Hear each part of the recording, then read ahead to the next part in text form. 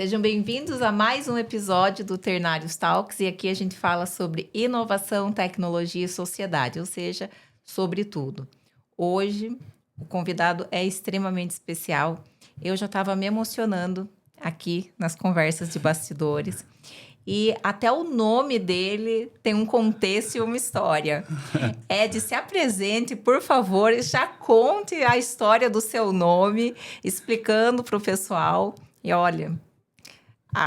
o podcast de hoje é especial, assim, tem a mão de Deus aqui de um jeito realmente sobrenatural. Muito bem-vindo, Ed, querido. Muito obrigada pelo seu tempo, pela sua disposição e que Deus nos abençoe aí.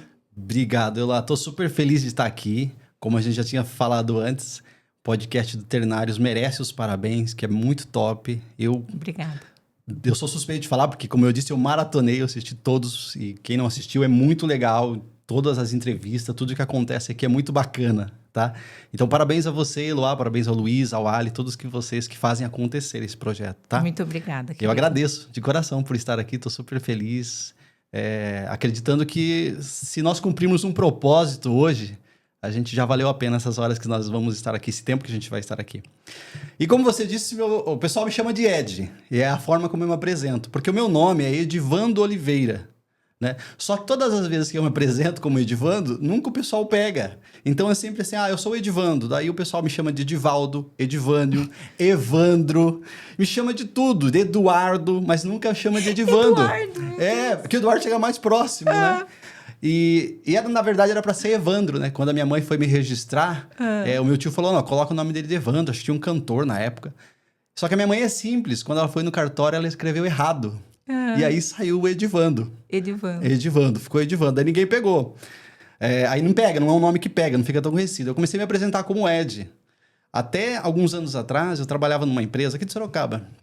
E tinha uma senhorinha lá, que ela era da limpeza. E ela era uma gracinha, ela tinha um pouco mais de 50 anos de idade.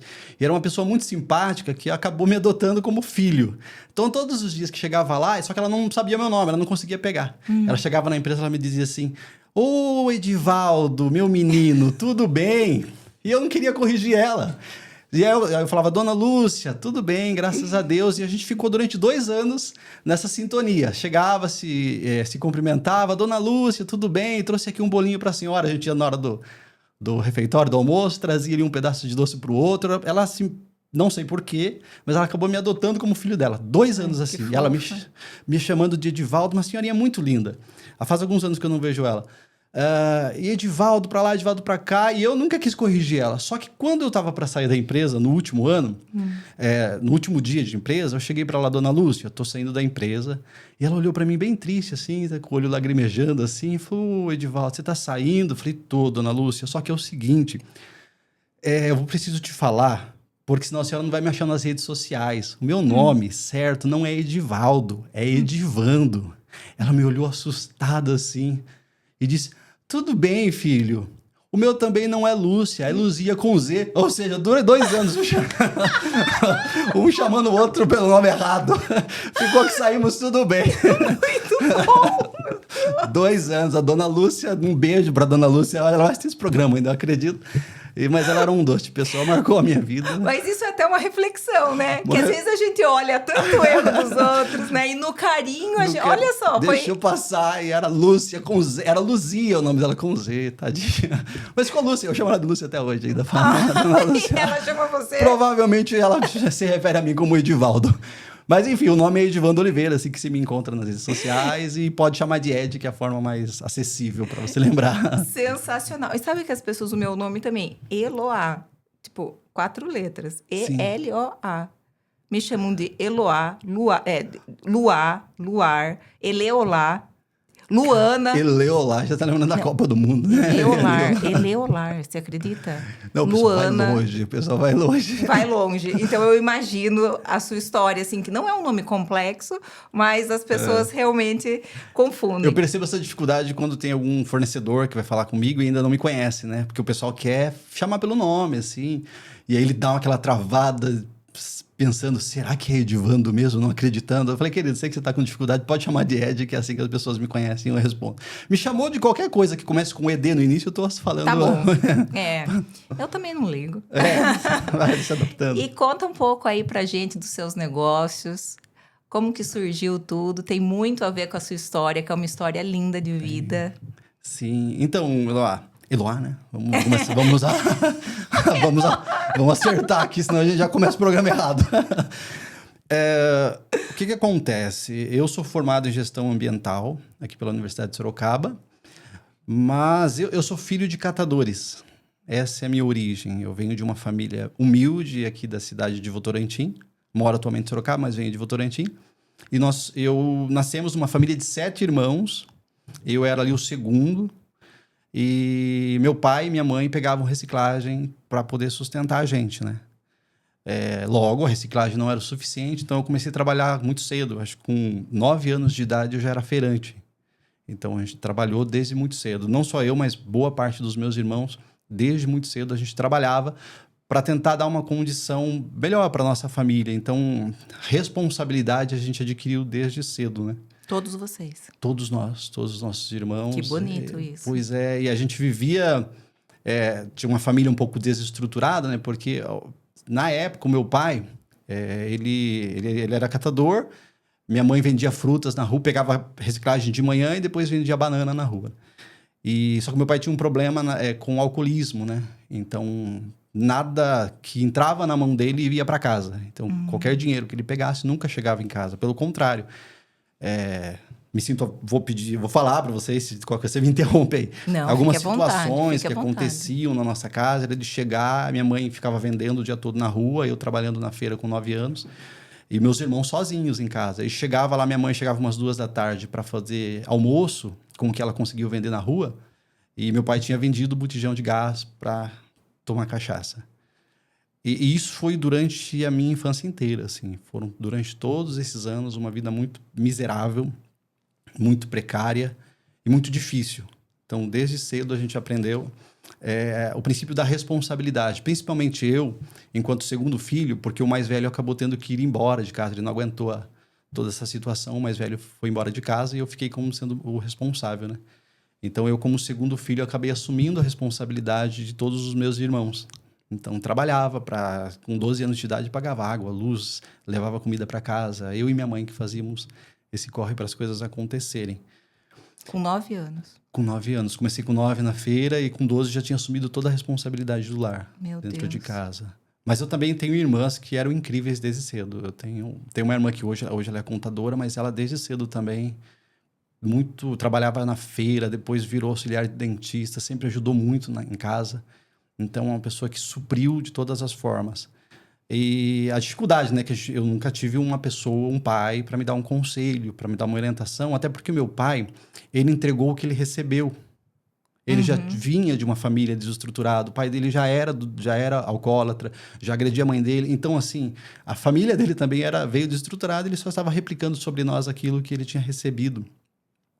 Só que como nós vivíamos um bairro ali bem simples de Votorantim, e eu acreditava que aquilo era o que deveria ser a minha vida. Minha vida deveria ser aquela miserabilidade para sempre, né? Eu vivia aquilo e não me via saindo daquela situação. E só que, conforme eu ia crescendo, eu acreditava que um dia algo poderia acontecer de diferente na minha vida. E aí eu fugi para missões. Porque alguns pessoal tive um chamado de Deus. Eu, na verdade, eu fui para missões. Eu fiquei um tempo no Uruguai, numa obra missionária no Uruguai, quando eu tinha um pouco mais de 18 anos, mas eu não fui para a missão de verdade, eu fui porque eu não aguentava mais a estrutura de FLAR que eu tinha, e eu estava fugindo disso. Então eu fui para o Uruguai, lá fiquei durante um bom tempo estudando, fazendo missões, e lá eu comecei a entender de que o que Deus tinha para mim era na minha cidade, com a minha família, porque eles eram o meu primeiro povo a ser evangelizado. Então, eu falei assim, não adiantava eu ganhar o mundo, mas a minha casa, meu pai, meus irmãos, estarem todos naquela situação totalmente desestruturada. Então, eu voltei para cá e quando eu voltei para Votorantim, eu comecei a tentar reconstruir a minha vida. Eu tinha um pouco de mais de 20 e poucos anos de idade, né? Eu tinha abandonado a escola, então, porque na época tinha que trabalhar, estudar e não tinha nenhum tipo de incentivo para estudar. por que estudar? Não valia a pena. Então, eu tinha abandonado a escola, mas quando eu voltei, eu falei, não, eu quero ser alguém. E eu vou lutar para ser alguém. Não é porque a minha família veio da miséria que a gente vai aceitar a situação de miséria. E aí eu comecei a correr atrás da minha vida, comecei a estudar, fazer faculdade, arrumei um trabalho no terceiro turno, então trabalhava à noite, 7 horas, saía desse trabalho, ia direto para a faculdade e estudava no período da manhã, para depois dormir à tarde, e esse era o ciclo, né? Trabalhar à noite, estudar até 1 hora, dormir e voltar para a empresa, esse era o ciclo. Ganhava R$1.000, pagava 750 de faculdade. Nossa. Então, assim, as coisas eram muito amarradas, muito difíceis, e não ia. E em vários momentos, fazendo aquele sacrifício para cursar, eu estava cursando gestão ambiental. E eu era um aluno muito dedicado. Desde o início, eu entrava para... Não, eu quero ser o melhor, vou me esforçar. Não é porque eu não estudei... Aliás, antes de ir para a faculdade, eu fiz o supletivo para poder terminar. Eu era muito esforçado dentro da faculdade, mas eu não via todo aquele esforço gerar resultados. Porque eu estava numa empresa e essa empresa me colocou numa área que a gente chama de estação de tratamento de efluentes. Então, eu cursava a faculdade e eu trabalhava no esgoto da empresa, basicamente. No tratamento de esgoto da empresa. E aquilo, para mim, era muito triste, porque eu tinha que ficar separando o lixo da empresa, o resíduo da empresa, o esgoto, fazendo o tratamento. E eu via todo aquele esforço que eu estava tendo na faculdade não se converter em algo melhor para a minha vida. Eu não queria estar naquela situação de novo, porque... reciclagem já era o meio da minha família. E eu estava de novo inserido, fazendo faculdade, inserido. Mais triste ainda foi quando eu estava trabalhando nessa empresa e de repente chegou uma pessoa para ser meu chefe. E aí quando eu olhei que ia ser meu chefe, a pessoa que veio ser era o pior aluno da minha sala de aula da faculdade. E ali eu já comecei a achar, pô, mas Deus é muito injusto na proposta que ele me traz, né? Eu pensava assim naquela luta interna, porque pô, eu estou me esforçando, veio a minha família toda bagunçada, a gente está aqui fazendo, aí... pega o pior aluno da sala de aula e traz ele para estar acima de mim ainda. Aí eu começava a questionar se valia a pena estar fazendo esse curso. Mas eu continuei, fui até o final. Enfrentei. Quando eu estava dentro dessa empresa, ali mesmo comecei a me destacar para os gerentes, eles começaram a me chamar para outras funções, né? Foi daí que eles me chamaram para ser assistente, eu fui para o setor administrativo, só que na época eu não sabia ligar um computador. Então, não tinha a menor ideia, porque eu nunca tinha tido acesso, né, a uma máquina, como ligava, digitar, fazer qualquer coisa. Me colocaram na frente de um computador e falaram, você vai ter que fazer o lançamento dessas planilhas e não sei o que lá. Eu surtei, né? Aí eu pegava mais ou menos a ideia do que eles precisavam e ficava o final de semana em casa tentando aprender, estudar, Aí aprendi a desenvolver, a cuidar, pelo menos preencher as planilhas. Não tinha aprendido a mexer nas planilhas ainda. Aprendi a desenvolver essas planilhas. Quando eu estava dentro dessa empresa, e aí a gente já vai nos primeiros aprendizados da vida da gente, lá vai ter alguns nesse sentido na minha vida. Às vezes a gente valoriza as pessoas que se aproximam de nós desde que elas tenham algo para nos entregar, né?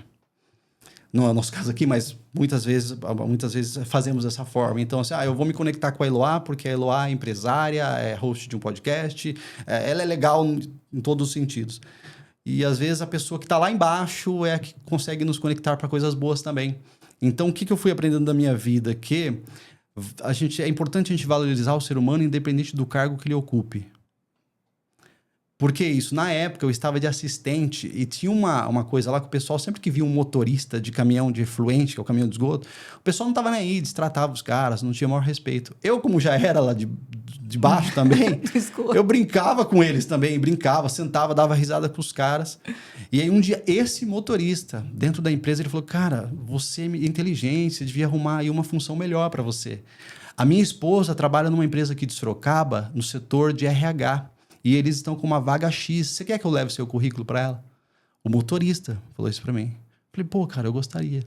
Aí ele levou o meu currículo para essa pessoa. E aí essa pessoa me chamou para entrevista. Era eu e mais 4. Tá? Eu era o único que não tinha nenhuma possibilidade de entrar nessa empresa. Porque o meu perfil não se adequava em nada assim, do que essa empresa pedia. Só que eu acho que na entrevista eles viram alguma coisa em mim que os outros não tinham para entregar. Então eu acabei sendo contratado.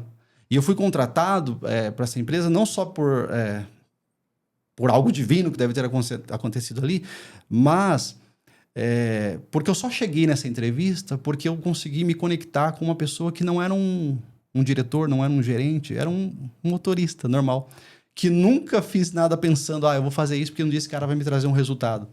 Era só uma conexão, era só uma pessoa, um ser humano que merecia ser bem tratado e eu o fiz enquanto eu pude, enquanto estava perto dele. Então, ele me levou a essa entrevista. Quando eu entrei nessa empresa, a minha vida já começou a ter uma virada. A virada a partir dali, porque ali eu comecei a desenvolver habilidades que eu ainda não tinha. Eles me colocaram num setor e disseram, olha, eu já tinha praticamente me formado da faculdade, faltava mais um ou 2 meses, e falaram, olha, agora você vai ser o gestor ambiental dessa empresa. Então, eu já estava melhorando, estava saindo do meio do resíduo, do meio do esgoto, para ser o gestor ambiental responsável pela empresa. E disseram, só que é o seguinte, aqui eram 2 meninas que cuidavam, e elas eram excelentes, todo mundo falava muito bem dessas meninas. Elas eram excelentes, só que agora elas saíram e deixaram a gente na mão, estamos às vésperas de uma auditoria de 14.001, e você não pode deixar a gente perder o certificado da ISO. Nossa. E falei, então você assume a partir daí agora. Só que eu não sabia nada. Eu tinha aprendido a preencher algumas planilhas na outra empresa. E aí eu peguei e falei, já que é o que tem, e comecei a fuçar a pasta. Eu entrava lá, o pessoal... E eles começaram a perceber que eu não sabia. A própria empresa começou a perceber. Acho que o gerente olhava para mim com uma cara de decepção, sabe? Eu sentia que ele olhava, o que eu fiz? Eu contratei errado. Porque ele percebia que ele ia fazer uma pergunta e não tinha resposta. E aí, acho que uns 2 meses, assim, quando ele estava cogitando para praticamente me desligar, teve um corte na empresa que veio de cima. Só que esse corte que veio de cima... Pegou o gerente e não me pegou. Não, é o Luiz Carlos, gente boíssima, também um cara bacana demais. Mas aí acabou que ele não me mandou embora, ele saiu. E o outro gerente que entrou começou a me ver também com um potencial. Ele percebeu que eu não sabia fazer tudo o que as meninas sabiam fazer, mas ele percebeu que eu tinha o potencial e ele começou a me incentivar. Então, assim, ele falou, cara, leva as pastas no final de semana, estuda os procedimentos na sua casa, assiste esses vídeos de YouTube sobre Excel. E aí eu comecei a me desenvolver nessas habilidades. E eu pensava sempre o seguinte, eu consigo, eu posso. E eu ia enfrentando todas as minhas dificuldades, todos os meus desafios. E comecei a me destacar dentro dessa empresa. Resumindo, eu fiquei 8 anos dentro dessa empresa. Fui o gestor ambiental durante esses 8 anos na empresa. Uau. Antes de sair, eles já haviam me cogitado como gerente da empresa para assumir toda a parte operacional da empresa. Em paralelo a esses 8 anos que eu fiquei dentro dessa empresa, eu prestava consultoria de ISO 14001. Então, entrei sem saber e acabei virando referência. Comecei a prestar... Eles me mandavam... Eu fui fazer várias viagens para o Paraná, porque lá tinham bases nossas, então era responsável por estruturar as unidades do Paraná para conseguirem as certificações. Depois mandaram para Tremembé, mandaram para algumas cidades aqui de São Paulo. E aí eles começaram os próprios clientes da empresa começavam a ver esse potencial em mim e começavam a me contratar como consultor. Então, eu tinha o meu CLT e tinha o meu consultor, eu tinha a minha função de consultor de ISO 14001. Então, fui expandindo os negócios. Ou seja, o menino da reciclagem, o menino que só sabia mexer com lixo, já sabia agora, já era conselheiro de empresas em termos de ISO 14001, porque eles viam os resultados que eu estava alcançando, pelo empenho. Só que o pessoal só via o consultor, não via toda a história que tinha por trás disso, né? Até porque a gente não abria para todo mundo. Durante todo esse tempo que eu fiquei lá, eu aprendi muito, porque essa empresa é uma empresa que fabrica combustível derivado de resíduos para a indústria cimenteira. Olha, então, para mim foi assim uma mega de uma escola, porque basicamente chega-se resíduo dentro dessa empresa e nós transformávamos esse resíduo em combustível para serem utilizados nos fornos de cimento das fábricas de cimento. Então, eu fiquei durante esses 8 anos tendo conexão com as cimenteiras, tendo conexão com vários clientes, porque todos os clientes grandes que você imaginar de nível de Brasil mandavam material para essa empresa. Então, fiz muitas conexões, acabei ficando muito conhecido nesse mercado do resíduo. Ali, a minha vida profissional já começava a se romper. Então, eu já começava a ser referência no assunto ambiental. E o cara das planilhas, que tinha dificuldade com Excel, acabou virando também responsável pelo planejamento da empresa. Criava todas as planilhas da empresa. Assim, com mega fórmulas. Logo, nada tão bom quanto o nosso amigo Ali aqui em termos de programação. Mas fazia lá uns VBA da vida, alguma coisa assim. A gente acabou sendo referência nisso. Que legal. E aí vai me interrompendo, tá, Elô? Você pode falar, para! Não, imagina! Tá incrível.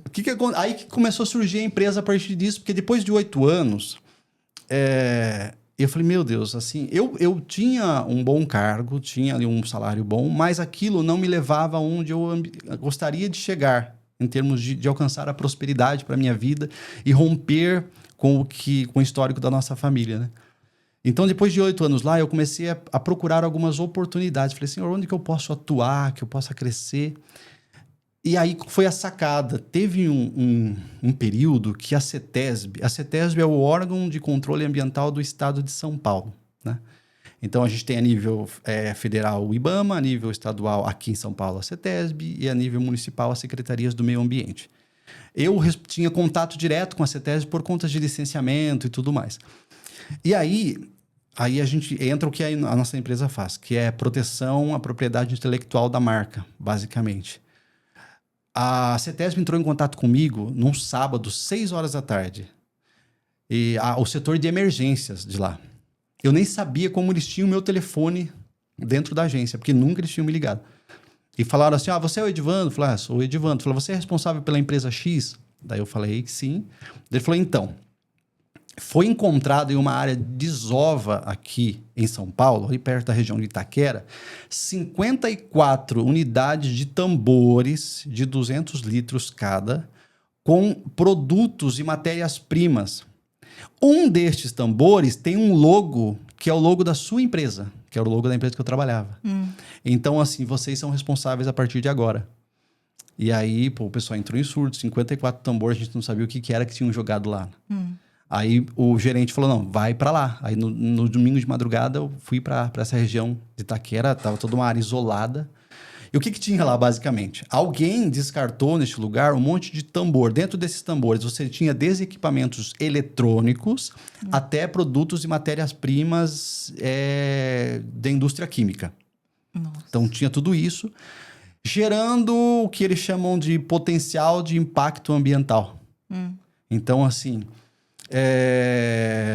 Mas só porque tem o logo no tambor? Exatamente. Princípio da responsabilidade. Quem estiver mais perto de ser acessado naquele momento, acaba assumindo a responsabilidade. Então, aí, por isso que nasceu a Reversicle, por causa da marca.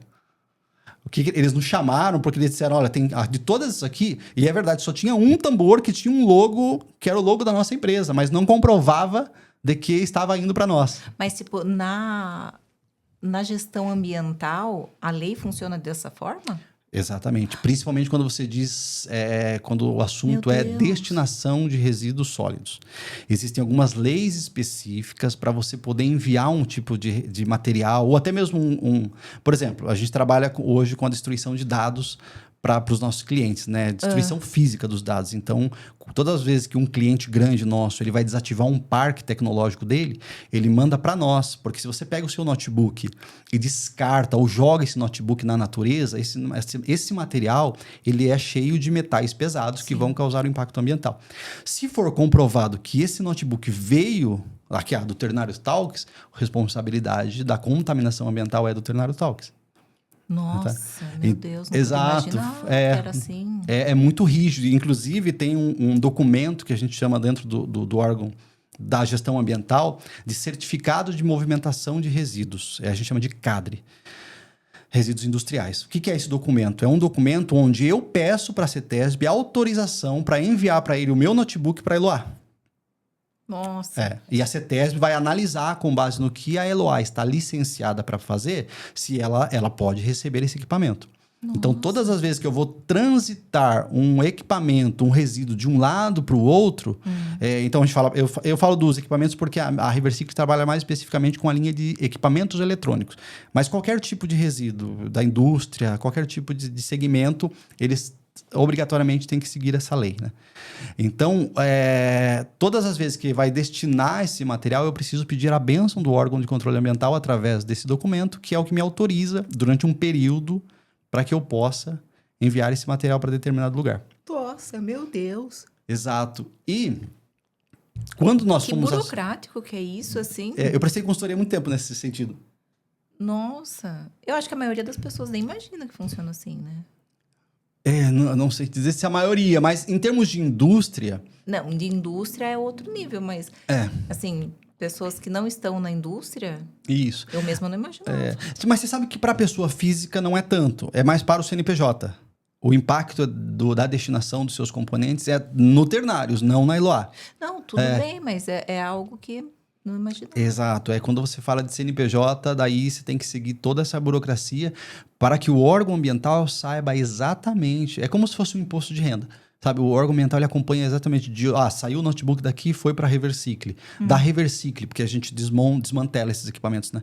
Da Reversicle, para onde foram os componentes desses equipamentos? Eles têm que mapear. Até por conta de históricos de contaminação ambiental que tem, nesse caso de São Paulo especificamente, quando eu fui acionado, o que tinha lá? A gente foi abrindo todos os tambores, né? Eu tive que acionar uma empresa de emergência química. Dentro dos tambores, eu tinha tudo que diz respeito a equipamentos eletrônicos, eu tinha ali desde monitores, baterias, que tem potencial enorme de pegar fogo, até matéria-prima da indústria química. Então, tudo misturado dentro desses tambores. E é perigoso também. Perigosíssimo. Basicamente, quando a gente fala de resíduos sólidos, só abrindo um parênteses aqui, há duas avaliações a CETESB faz, o órgão ambiental faz. Potencial de risco à saúde humana e potencial de risco ao meio ambiente. Se o teu equipamento, o teu material ou o teu resíduo sólido tem qualquer uma dessas características, pode afetar a saúde humana ou pode afetar o meio ambiente, ele é caracterizado como um resíduo que a gente chama de resíduo perigoso. Nossa. Tem até uma norma que a gente segue, que é a NBR 2004, que é a nossa norma de referência, para você poder classificar esses resíduos como perigosos ou não perigosos. Né? Quando a gente foi acionado lá, eu fiquei o domingo o dia todo lá, por causa de um tambor com um logo nosso. Eu fiquei o domingo o dia todo, tive que acionar uma equipe de emergência. Tivemos que acionar caminhões para poder fazer... Os tambores tinham caído num barranco, assim, sabe? Então, para tirar os caminhões, tinha um caminhão MUC para poder tirar aqueles tambores. Fizemos todo esse arranque desses tambores, tivemos que pedir um documento do órgão ambiental de autorização para destinar esse material que estava lá. E fomos multados. Eu não lembro exatamente o valor, mas na época foi um valor bem alto. E, resumo... Só um tambor tinha o nosso logo. Nenhum dos outros comprovavam que o material era da gente. Mas como eles nos rastrearam dessa forma, a gente ficou como responsável. E aí, eu peguei a sacada. Falei, poxa, a gente tem uma questão aí de marca, de propriedade intelectual, de risco da destinação dos componentes. E aí que eu comecei a criar a Reversicle Soluções em Logística Reversa, que é a empresa que nós atuamos hoje. O que a gente faz, basicamente? A gente vende o serviço de destinação desses equipamentos ou desses dispositivos para os nossos clientes. Então, hoje, os nossos principais clientes a nível de Brasil são instituições bancárias. Praticamente todas as grandes instituições bancárias a nível de Brasil que você imaginar, elas, quando vão destinar um computador, vão tirar o computador lá da mesa do gerente dela para mandar para algum lugar, eles têm que mandar para nós.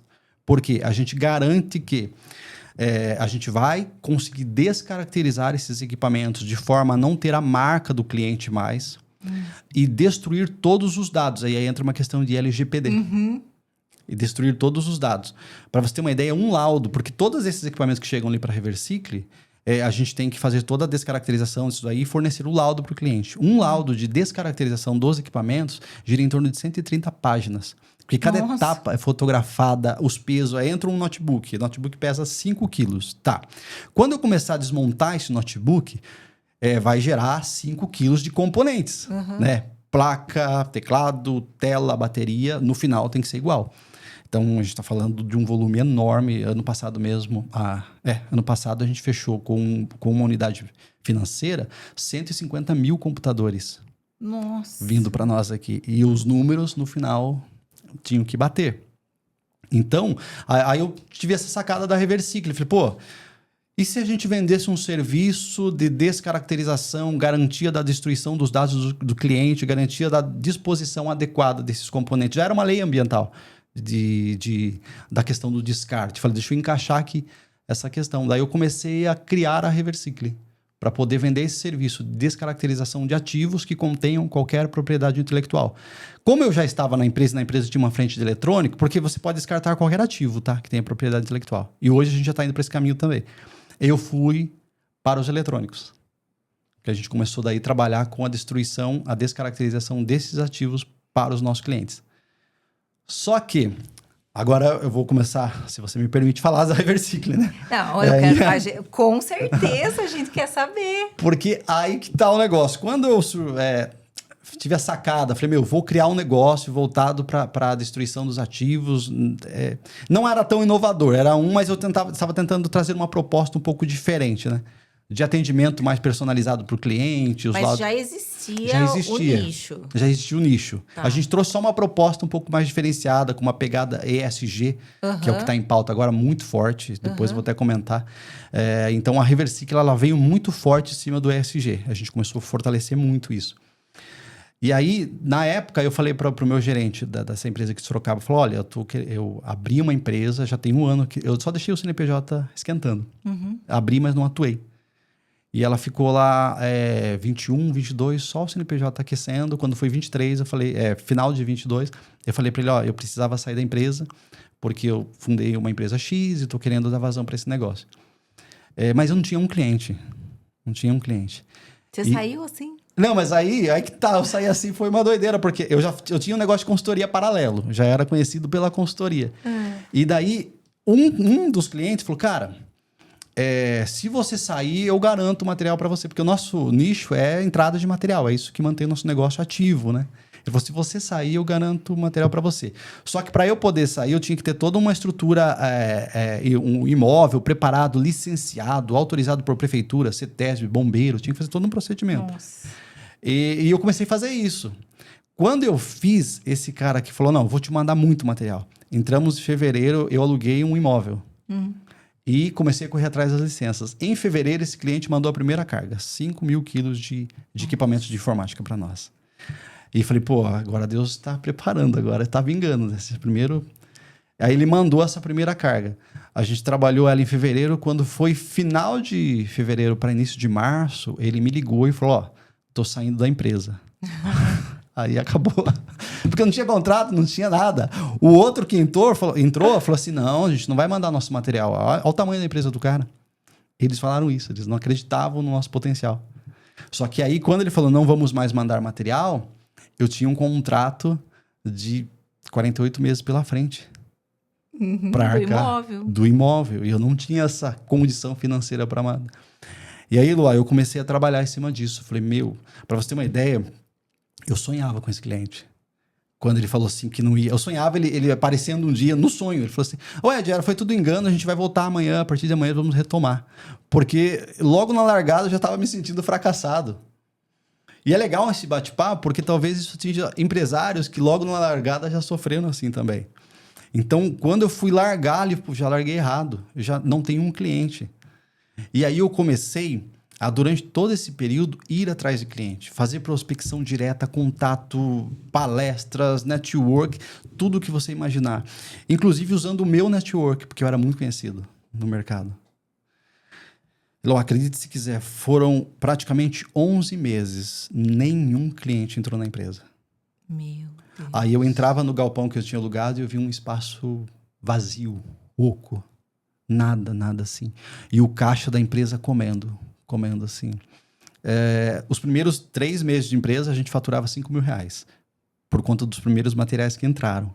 Depois de um tempo, a gente faturava 0, daí esses jogos negativos, faturava menos 10. Meu Deus. Que começaram a consumir do caixa. Aí eu comecei a vender material, vendi um caminhão que eu tinha na época para fazer o caixa. Quando chegou no final do ano, eu chamei a proprietária do imóvel e falei, olha, aconteceu isso e isso. A gente pagou a multa, proporcional da multa, entregou o imóvel, o restinho de coisas, que eu tinha algumas ferramentas da empresa, eu joguei dentro da garagem da minha casa. Mas quando a gente estava desmontando, eu era uma empresa de um funcionário só, né? Isso foi quando? 2023. 2023, 2023. Menos 10 de faturamento e 0 clientes. Esse era nosso número. E aí, sentimento de frustração enorme. Imagina. Eu lembrava, até para quem é cristão vai lembrar, tem uma passagem que marcou muito a minha vida, que é a passagem de Lucas capítulo 5, que é a pesca maravilhosa. E eu lembrava de Simão, André, Tiago e João, que saíram para a pesca numa noite E lançavam as redes e não pegavam. Lançavam as redes e eu até dizia, pô, Simão, acho que ele era pescador, provavelmente. Ele mudou de ponto na pesca diversas vezes. E durante uma noite toda, eles não pescaram nada. Então, e agora eu ficava imaginando esses homens para pescar, eles iam ao alto mar, tinham que voltar, né? O retorno do alto mar, aquele silêncio. Um dia antes, porque eles saíam pescar à noite, né? Um dia antes, saindo todos felizes, otimistas e esperançosos, indo para alto mar. Eu me colocava muito que eu me via dessa forma, porque quando eu comecei a empresa eu estava cheio de pique, cheio de ânimo, e indo para alto mar e de repente, logo na manhã seguinte, você voltando para a beira da praia, com aquele sentimento de frustração, sabendo que você cumpriu todo o protocolo, porque você sabia fazer, sabia pescar, e você lançando a rede de um lado para o outro, lançando, e aparecia eu tentei de tudo que você imaginar, eu lançava a rede de todos os lados, para tentar poder fazer a minha pesca maravilhosa. Mas eu tinha a convicção de que um dia essa pesca maravilhosa iria acontecer. Esses homens, quando eles voltavam lá da pesca maravilhosa, um texto, até quem não é cristão vai se sintonizar um pouco. No texto, a Bíblia diz que esses homens estavam na beira da praia, lavando e consertando as redes, né? Então, certamente com sentimento de frustração, mas não de desistência, porque lavar e consertar significava que eles iam tentar no outro dia. Sim. Só que o que me marca nesse texto, das várias lições que eu puxei dele, a Bíblia diz que quando Jesus chega na beira da praia, uma multidão o aperta porque quer ouvir ele. E a multidão em volta de Jesus querendo ouvi-lo, pressionando para ser curada. Imagine a multidão pressionando Jesus. E a Bíblia diz, logo no início de Lucas capítulo 5, que Jesus viu 2 homens lavando as redes. Por que aquilo me marcou? Porque naquela ocasião, quando a gente vai empreender, o empresário ele é uma figura muito solitária. Muito. Demais. E aí eu ficava imaginando, será que Deus está olhando por mim? E esse texto me mostrava claramente que independente... O que era mais problema? A multidão que precisava de Jesus ou homens que não tinham pescado naquela rede? E eu fui entender que independente do grau do problema, independente da situação que Jesus estava vivendo, sendo ali alcançado pelas multidões, ele ainda conseguiu olhar para aqueles homens que estavam na beira da praia. Ou seja, Cristo não estava ocupado demais para os pescadores. E eu comecei a entender que independente... Porque eu pensava assim, Cristo não vai se preocupar comigo. Vai se preocupar com a minha empresa, cheio de gente para curar, fome no mundo. Você acha que ele vai se preocupar porque eu fundei uma empresa que não está dando certo? E eu comecei a entender que da forma como ele olhava para Pedro, Tiago e João, que na época Simão, né? Simão, ele olhava para eles, ele olhou para mim naquela beira da praia. E a única coisa que Cristo pediu para aqueles homens era usar o barco deles. E é muito legal porque na passagem você percebe que Cristo vai trabalhando no coração de Simão, André e de Pedro e Tiago, de Tiago e João, de forma gradual, porque primeiro Cristo coloca eles dentro do barco de novo. Eles já tinham lavado as redes, já tinham consertado as redes, já estavam fora do barco. Só que, para quem quer pescar, onde eles estavam já não era local de pesca. Então, Cristo precisava colocá-los em alto mar de novo. Então, Cristo colocou eles no barco, pediu para que, a Bíblia diz que pediu para que ele se afastasse um pouco. E aí Cristo usou o barco de Pedro como um instrumento para ele poder pregar para aquela multidão. Então, olhou para Pedro, usou o barco de Pedro. Ali eu já comecei a perceber de que Cristo não só olhava para a minha empresa, como a minha empresa poderia ser um canal de bênção, de propósito. E ali eu já comecei a apresentar a empresa dessa forma. Falei, Senhor, eu sou cristão, todo mundo sabe disso, então eu gostaria que a Reversicle, se ela crescer, ela cresça dentro de um propósito. Da forma como o Senhor usou o barco de Pedro. E aí Cristo, após pregar, o que eu fico imaginando nessa cena? Primeiro, Cristo está pregando para uma multidão. Do lado, quem que está ouvindo Cristo pregar de camarote? Simão. Simão está dentro do barco que ele estava pregando. Então, ele foi o que mais ouviu essa mensagem. O Simão frustrado. O Simão que não tinha pescado nada a noite toda, que tinha ficado em alto mar, desesperançoso. Só que o que eu imagino que nesse momento, a fé desse homem pode ter sido reativada por conta das palavras ditas pelo mestre naquele instante. Logo que ele termina de usar o barco e de pregar à multidão, qual que é a proposta que ele faz para Simão? Agora, volta para alto mar. Ou seja, volta para o lugar onde você mais se frustrou. Volta para o lugar onde você mais se sentiu derrotado, mais perdido. Confrontou ele para voltar para uma situação. que era exatamente o momento que eu estava vivendo. Pô, será que eu vou tentar de novo? Porque quando eu entreguei esse contrato, eu fui e coloquei as coisas na garagem de casa só para desativar. Eu ia voltar para o CLT, já estava mandando currículo, já estava fazendo os meus contatos. Não queria voltar para alto mar, não queria voltar a empreender de jeito nenhum. Já estava falando com a contadora para desativar. Nessa cena, quando Cristo volta para alto mar, eu fico imaginando Simão e André, que estavam no mesmo barco, logo em seguida o barco de Tiago e João caminham em direção a eles, caminham junto com eles, navegam, aliás, com eles. Eu fico imaginando ele voltando para alto mar. Imagina a cabeça desse cara. Meu, o que eu tô voltando a fazer lá de novo? Já Esse foi. Jesus tá me aprontando. Esse cara tá aqui, maluco. Vou voltar para lá de novo. Eu fiquei a noite inteira. Ele não entende nada de pescaria. Eu entendo tudo de pescaria. Tentamos a noite toda e nada pescamos e vamos voltar para lá? Mas ele voltou. Ele obedeceu. Ele obedeceu. E ele navegou de novo em alto mar. Agora, só que quando chega em um ponto do alto mar, aí Cristo é mais desafiador ainda, porque Cristo desafia ele numa coisa incrível. Agora vocês lancem as vossas redes. Uhum. Quando Cristo fala, nessa frase, quando ele diz lançai as vossas redes, eu fico imaginando mais um conflito interno no coração daquele homem, de Pedro e de Simão. Por quê? Pô, já tinha feito isso a noite toda. Tanto é que ele diz, olha, nada pescamos a noite toda, mas sobre a tua palavra nós vamos lançar novamente. E ele lançou. E houve uma pesca maravilhosa. E a Bíblia diz que a pesca era tão maravilhosa que duas coisas aconteceram. Primeiro, as redes começaram a se romper de tantos peixes. Segundo, os barcos quase iam a pique. Porque quando Simão lançou a rede e os peixes vieram, ele acionou as pessoas que estavam próximas dele, ou seja, Tiago e João, que caminharam, ficaram próximos deles. Outra coisa importante, se você quer colher bênçãos, fique atento. Porque tem gente que não está atento para receber o milagre, não está atento para receber a pesca maravilhosa. É verdade. Tiago e João poderiam dizer, eu não vou seguir Pedro de novo. Já deu ruim uma vez, por que eu vou voltar para alto mar? Mas eles seguiram. E não só seguiram, como ficaram atentos. Porque a Bíblia diz que Pedro fez sinal para Tiago e João. Logo, entende-se que os barcos não estavam próximos um do outro. Isso é muito importante, né? Só fazendo um parênteses aqui, porque, como você falou, a nossa jornada enquanto empresário, ela é solitária. E se a gente não tiver pessoas que caminhem com a gente e que realmente queiram estar com a gente, queiram vencer com a gente, com certeza. é tudo muito mais difícil. E eu vejo pessoas assim, tanto colaboradores quanto empresários. Ah, não, é uma relação estritamente profissional. Ou é uma relação extremamente fria. Ou é uma relação... Eu pago, você me entrega o serviço e acabou aqui. Exatamente. Né?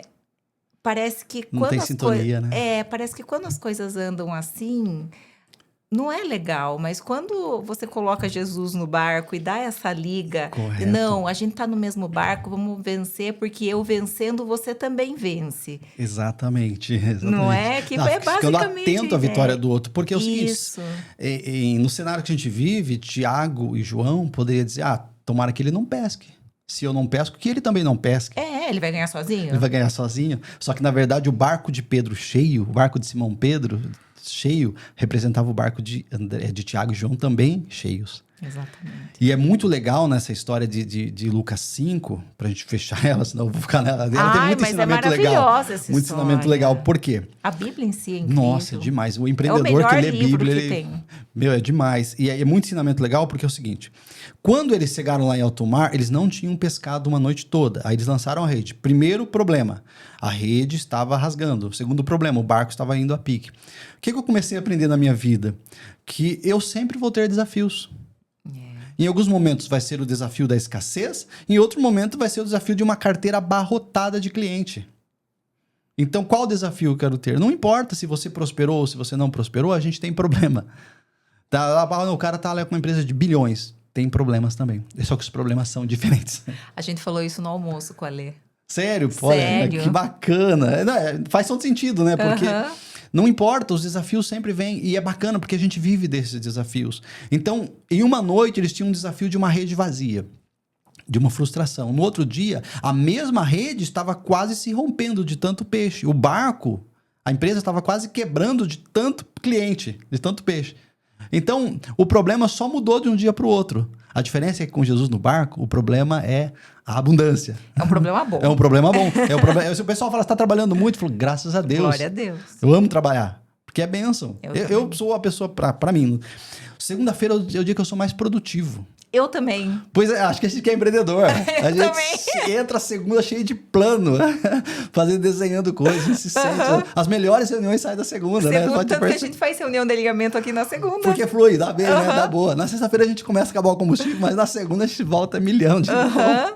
Eu comecei a entender isso. Lá. Então eu começava a adotar essa visão de Lucas capítulo 5 na minha vida. Sensacional. Só que aí, o que era a Reversicle? A Reversicle era uma empresa que tinha CNPJ e estava com meia dúzia de ferramentas na garagem da minha casa. Não tinha mais imóvel, eu não tinha caixa para aguentar isso. E aí eu falei, quer saber? Eu vou tentar de novo. Tinha 2 meses de entregado o imóvel. Aí eu fui e procurei um outro imóvel, numa outra região da Zona Norte e entrei num outro lugar. Aí começa a acontecer as coisas. Eu fiz a locação desse imóvel, não lembro na época, acho que foi em março.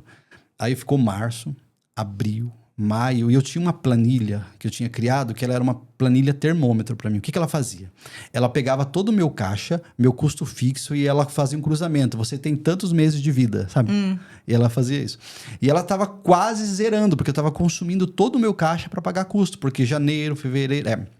Março, abril, maio, junho, 0 clientes, não entrava nenhum cliente. Todos os meus contatos virando as costas, né? Aí a gente percebe que não é network que vai fazer a diferença. É importante, mas não dependa exclusivamente disso, porque a gente pode se frustrar. Todos os meus contatos, não acontecia nada.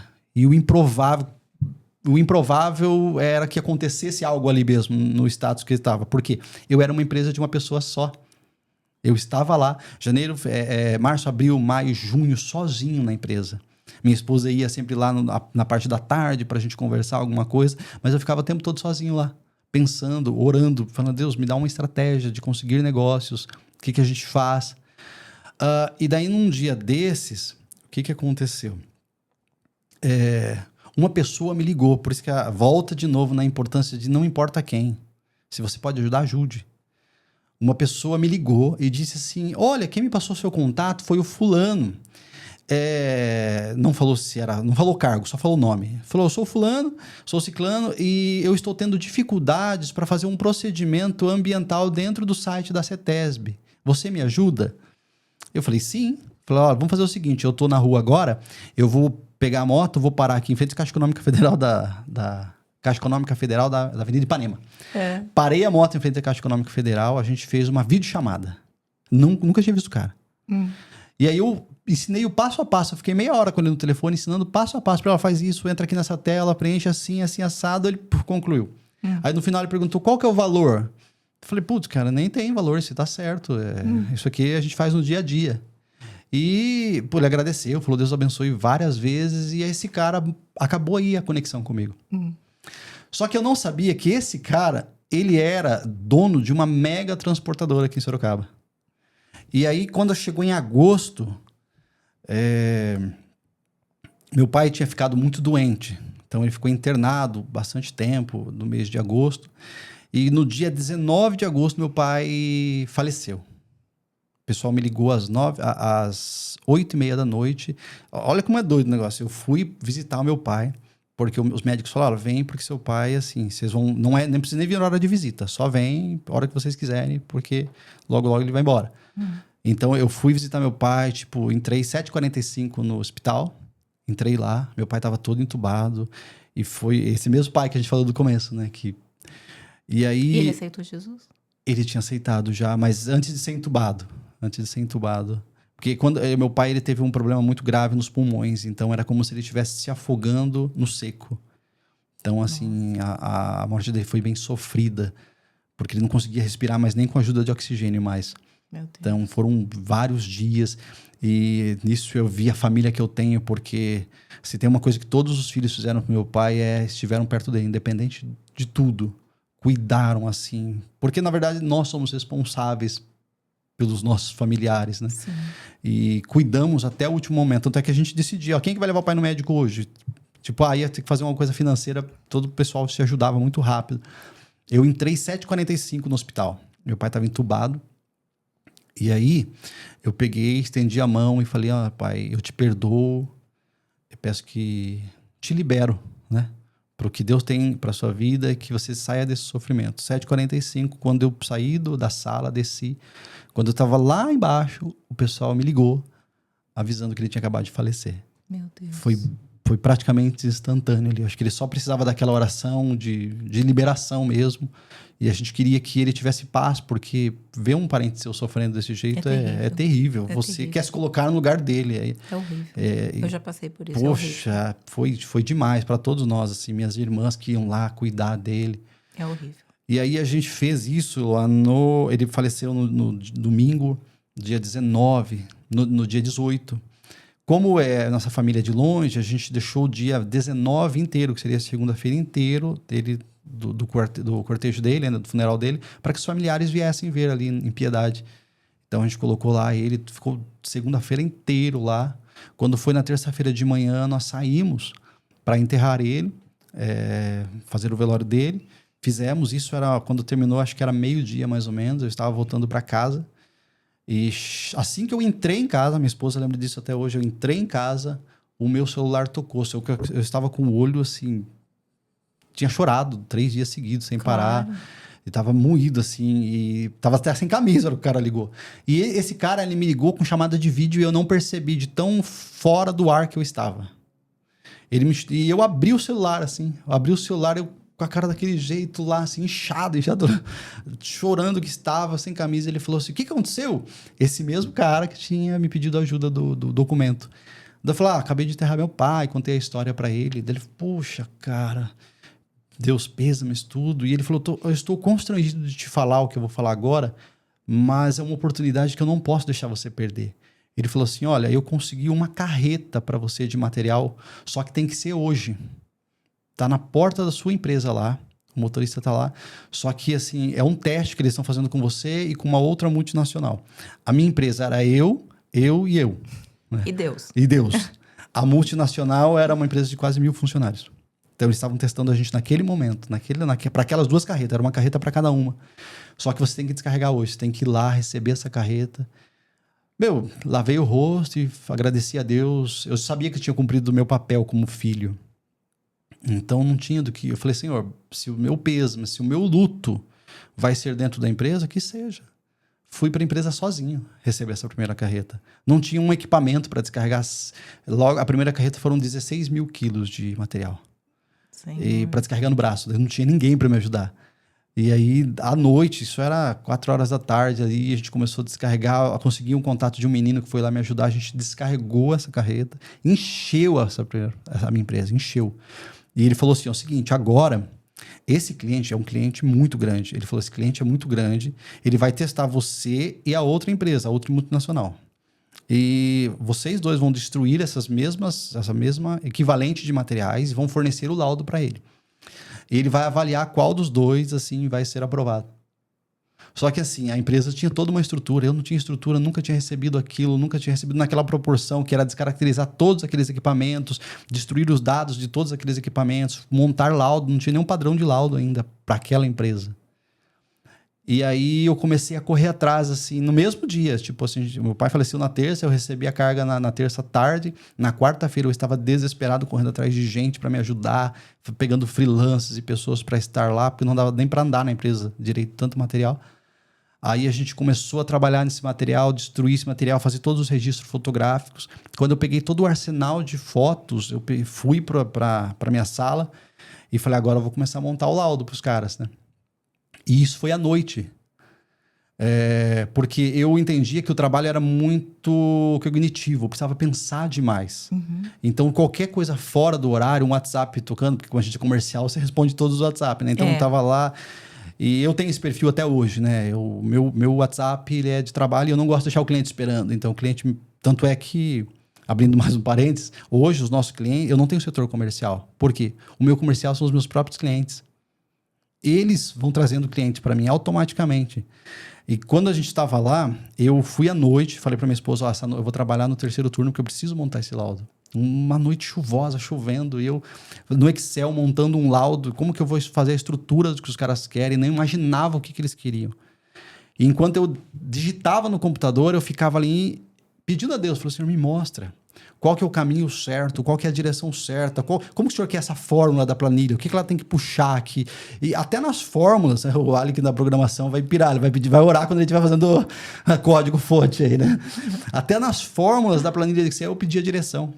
Eu falei assim, como que é? O que puxa desse dado? O que eu preciso colocar? Fui construindo. Resumindo, o primeiro padrão, que é o primeiro modelo que eu montei para eles, tinha dado 130 páginas de planilha. Que iam desde todas as fotos dos materiais, números de série, tudo muito detalhado. Fechei e terminei isso 6h30 da manhã. Consolidei os arquivos, fechei em PDF, disparei o e-mail pro meu cliente. A gente saiu uma semana na frente da empresa de 500 funcionários, Nossa. de 1.000 funcionários. Então, nós já entregamos na frente deles. Aí eles aguardaram chegar o laudo dos caras. Logo depois disso, 15 dias depois, ele entrou em contato e falou, olha... o pessoal lá da instituição financeira aprovou o seu laudo e não aprovou da empresa de 1.000 funcionários. Era Davi contra Golias. Né? Era o Davi contra Golias. E a partir de agora, eles vão direcionar para você todos os lotes de materiais para sua empresa. Você é responsável diretamente por destinar todos os materiais que a gente chama de trading, né? Que é troca. Uhum. Todos os materiais dele para você. A gente começou a recebê-lo. Aí que aconteceu o milagre. Porque eu lembrei da pesca maravilhosa.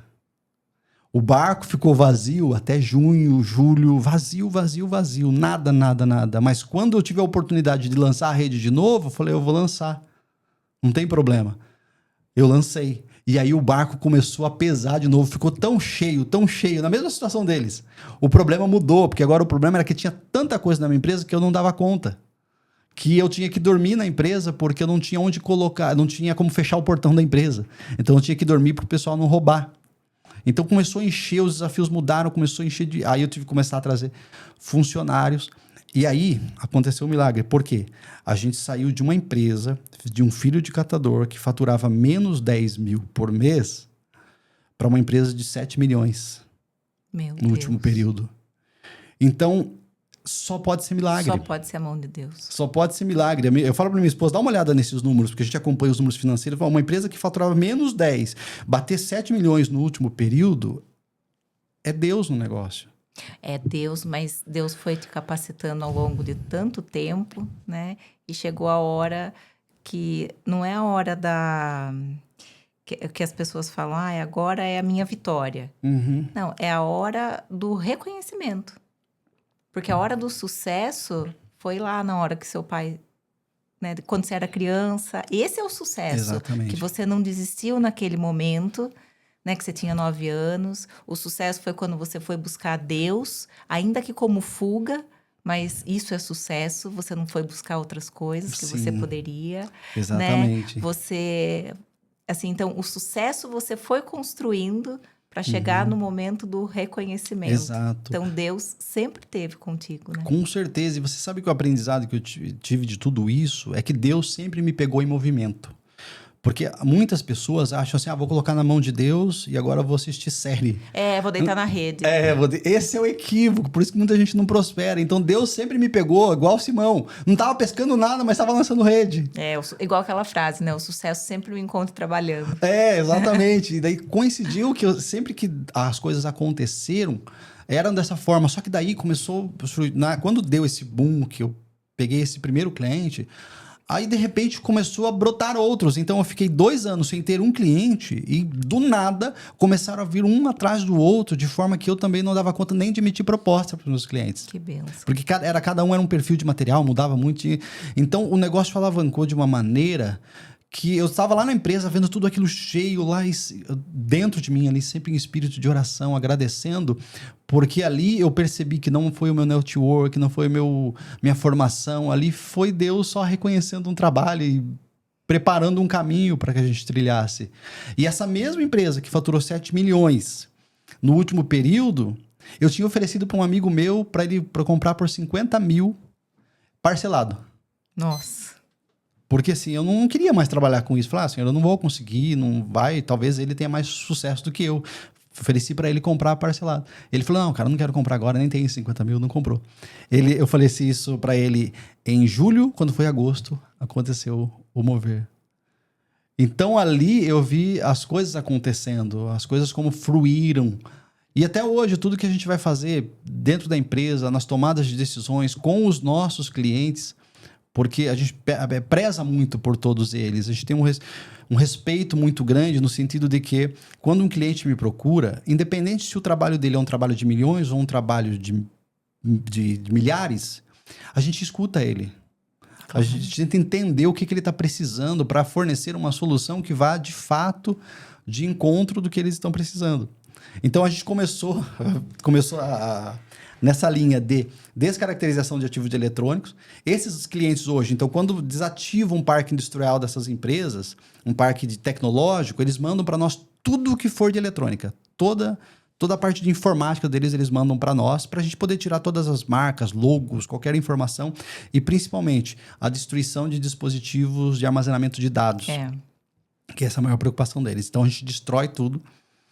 Os equipamentos de informática dependem dos contratos. Eu tenho um contrato que eu posso manter ele inteiro, só destruo as informações confidenciais, e tenho um contrato que sou obrigado a desmantelá-lo ele completamente. O que a gente teve uma sacada também dentro das estratégias? Os equipamentos de informática chegavam para nós, a gente desmontava eles, só que ao invés de eu pegar a minha placa e mandar lá para reciclagem, o pessoal extrair ouro, o que a gente fazia? A gente começou a retrabalhar essas placas e hoje a gente vende para o Nordeste do Brasil para o pessoal usar em máquina de som. Máquina daquelas caça-níquel, não, aquelas de pegar ursinho, esse tipo de coisa. Então a gente começou a enviar essas placas para outras frentes que não só a reciclagem. Então a gente começou a dar novos destinos para os mesmos componentes, garantindo a destruição das informações dos nossos clientes. Para eles era super interessante, porque já era o que eles chamam dentro do conceito ambiental de economia circular. Economia circular. Sim. Porque assim, esse mesmo notebook que antes ia só para o lixo, a gente transforma num novo produto. Uhum. Então a placa vira componente para uma máquina de música ou para uma máquina de pegar ursinho. Tá? O plástico vai para a reciclagem, vai virar polímero. Então, dentro da nossa cadeia, praticamente 99% do que entra na Reversicle é de alguma forma reaproveitado. Então, a gente constrói tudo isso dentro da nossa empresa. Agora, além dos equipamentos de informática que o pessoal mandava para nós, eles também já estão nos contratando para a destruição de qualquer ativo intelectual da empresa, que tenha propriedade intelectual. Então, já tem empresa que está mandando para nós material de campanha. Se tem marca deles, já mandam para nós, porque a gente garante a destruição.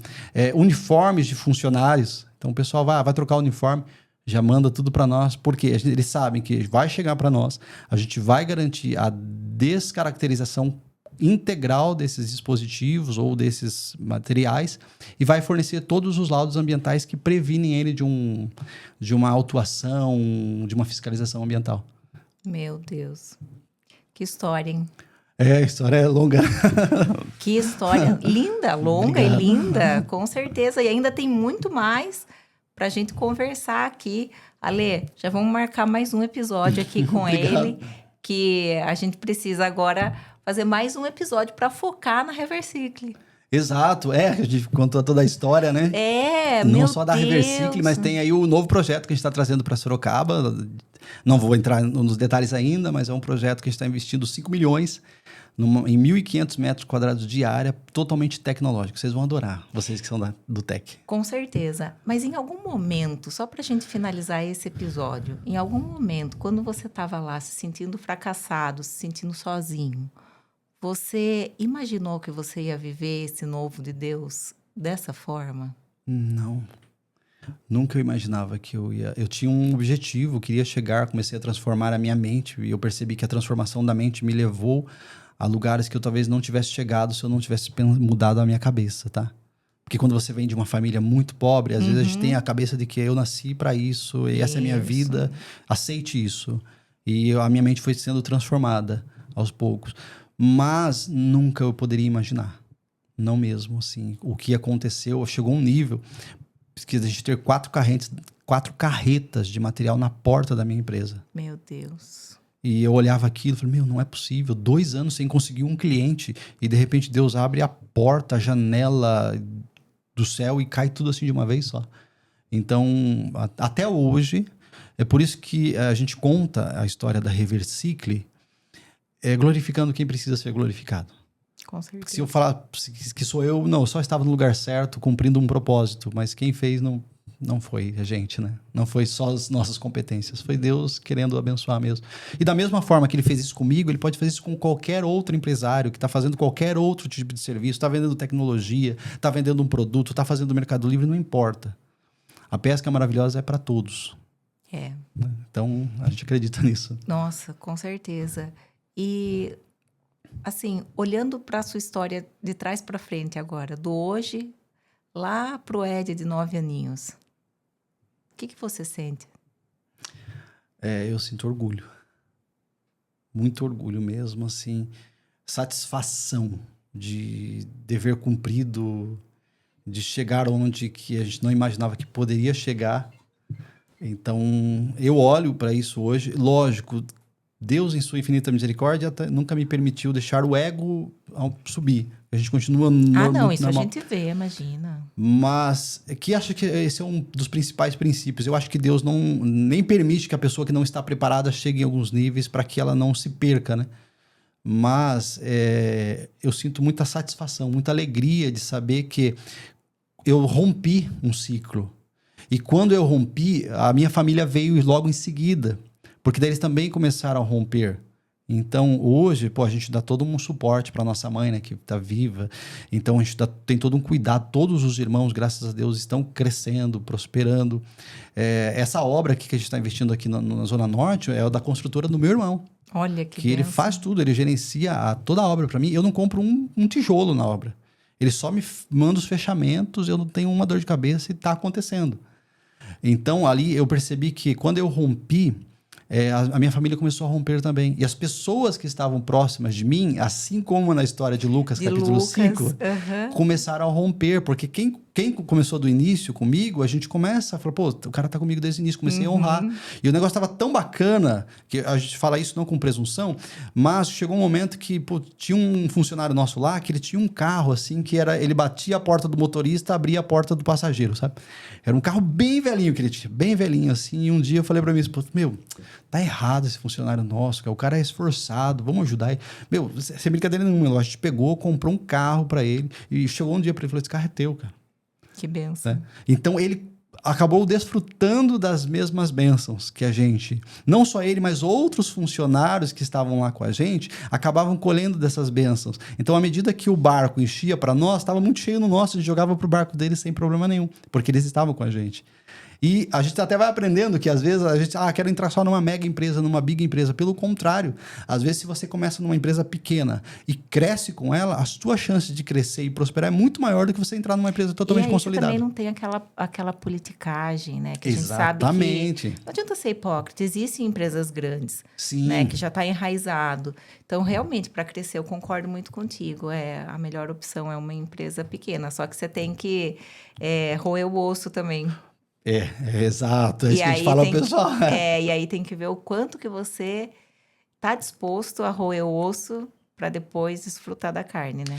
Quem não está disposto a roer o osso não está pronto para comer a picanha, tá? Sim, vai ter que começar do início, igual nós. Eu garanto que vocês ali com a Ternários, com todas as empresas que vocês têm, passaram momentos assim, né? Difíceis. Então, é normal uma empresa que está começando, ou até uma que já está consolidada no mercado, porque o mercado também vive mexendo, né? Se alterando de alguma maneira, né? Passar por situações difíceis. E a própria Bíblia fala, aquele que está de pé, cuidado para que não caia. Exato. Então, às vezes a gente olha uma pessoa e fala assim, nossa, essa empresa gigante, vou desprezar o outro. Né? Mas a gente nunca sabe o próximo passo. Deus surpreende. Olha o que Deus fez na sua vida. Né? A importância de não desprezar o outro, né? Que é o que você estava falando lá da história do caminhoneiro, do motorista. Isso do motorista que foi pro gerente da transportadora e tudo isso foi acontecendo. Então, se a gente fecha a porta e diz, não vou te ajudar não, porque não é minha responsabilidade. Nem conheço o cara tá me ligando pedindo ajuda. Não conhecia mesmo, cara. Você podia querer cobrar ali e falar assim, sei lá, 10 mil reais. O cara ia falar o quê? Não. Exato. Poderia até pagar, super frustrado, né? Falar, nossa, esse cara me ajudou, mas um cara meio estranho, né? Em outros sentidos, tal. Mas isso é caráter também, Exato. né? Isso é honra, isso é brio, isso Com certeza. isso é o amor de Deus na sua Sim. vida. Eu vou ajudar e é isso. E nem sou contra cobrar. Na verdade, a gente tem que aproveitar oportunidades, mas não ser oportunista. Isso, o que eu vejo muito no mercado hoje, as pessoas sendo oportunistas Exato. ao extremo. Sim. Tanto que tem gente que muda de emprego, às vezes, tipo assim, por R$100. Aí a pessoa vai, fica 3 meses no outro emprego, é mandada embora. Ai, nossa, se eu pudesse voltar no tempo, tal. A gente também já fez, Sim. né, coisas que a gente já se arrependeu, tal.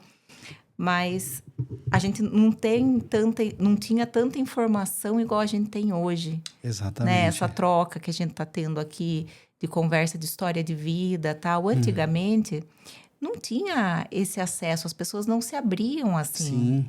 Né? Então, eu acho que isso também é muito rico. E eu tenho certeza que essa primeira parte, que esse é um episódio dividido em 2. Essa é a primeira parte do episódio. Obrigado. Vamos tentar voltar a segunda aí. Vamos voltar com o Luiz. Com o Luiz, verdade. O Luiz tem muita coisa legal para bater papo com ele também. Com o Luiz. E aí, a gente vai fazer um episódio só da Reversicle. Pode ser, chique. Que tem até interessante a história, né? Que antes era Reversicle. Virou Reversicle, cheio de projeto social. A gente tem projeto no nível de Brasil. A gente tem um projeto Moçambique, que é um projeto da Reversicle. Sensacional. Então, tem muita coisa legal para falar da Reversicle ainda também. Olha, eu me emocionei em muitos momentos aqui. Quis chorar. Muito linda a sua história. Você é uma pessoa muito bem articulada. Parabéns. Obrigado. Parabéns pela sua resiliência, pela sua fé, que Deus te provou e te aprovou. Amém. Né? E que assim continue sendo, revestindo você de bênçãos, de saúde, de fé, que nunca te falte a fé em todos os momentos da sua vida. E tenho certeza que isso ainda vai prosperar a vida de muitas pessoas. Quando a gente fala prosperar, as pessoas pensam em dinheiro, né? Sim, mas ela vai além, né? Vai muito além. Prosperidade em saúde, em alegria, em paz. Com certeza. É o amor, que é o fruto do Espírito, né? E a gente vê muito fruto do Espírito em você. Obrigado. Eu agradeço, Elô, agradeço a você, ao Luiz, ao Ali, todo o pessoal aqui da estrutura aqui do Ternários Talks. É um lugar que a gente sente também essa paz, tá? Desde o momento que a gente entrou por essa porta, eu tinha assistido todos os programas e já sentia muita paz dentro desse ambiente. E eu só posso sair daqui hoje profetizando muitas bênçãos para vocês, que Deus abençoe todos os projetos das 4 empresas que vocês têm, os propósitos que Deus tem colocado no coração de vocês. Amém. Abençoe o público, o pessoal que assiste o Ternários Talks, que acompanha, que os seus clientes possam receber das mesmas bênçãos que vocês vão receber. Amém, amém. Deus nos abençoe. Amém. E vamos pro segundo episódio. Amém. Pessoal, obrigada e faz um ternário você também.